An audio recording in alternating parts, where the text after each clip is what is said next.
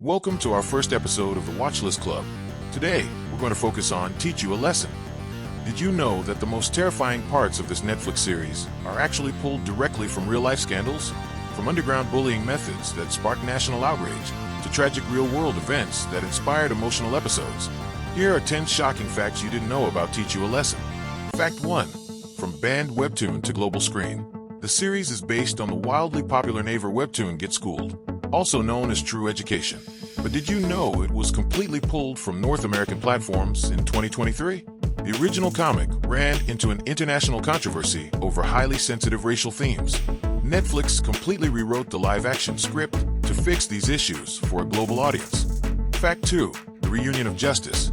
If the show's incredibly dark atmosphere feels familiar, that's because it's a major creative reunion.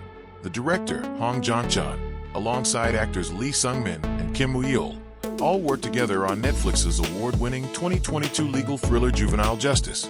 Fact 3. The Wi-Fi shuttle nightmare. In episode 9, we see bullies forcing a student to run an unlimited mobile data hotspot so they can use free internet. It is based on South Korea's Wi-Fi shuttle crisis. The word shuttle is school slang for an errant boy who is relentlessly extorted. It started years ago with a bread shuttle, where victims were forced to buy snacks for bullies using their own allowance. But as smartphones took over, it evolved into the Wi-Fi shuttle. Bullies pick a target, force them to sign up for the most expensive data plans. This first caught national attention in 2012, and Teach You a Lesson brought this back into the spotlight to show just how hidden modern cyberbullying can be. Fact 4.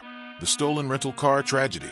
Remember the chaotic episode where underage delinquents steal a car and cause a fatal crash?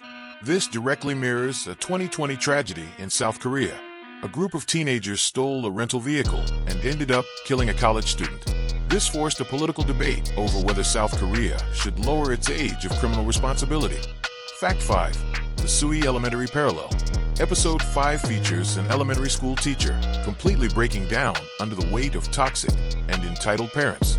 Korean viewers instantly connected it to the real-life 2023 Sui Elementary School tragedy. This refers to the suicide of a 23-year-old first-grade homeroom teacher in Seoul. On July 18, 2023, she was found dead inside a school storage closet. Fact 6. Real Special Forces skills.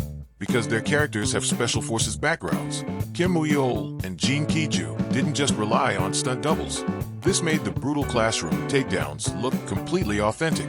Fact 7. The fan protest. Before Kim Woo-yeol was officially cast as the badass supervisor in Awaji, the role was offered to megastar Kim Nam-gil. However, his fan base launched online protests because they were worried about the webtoon's controversies.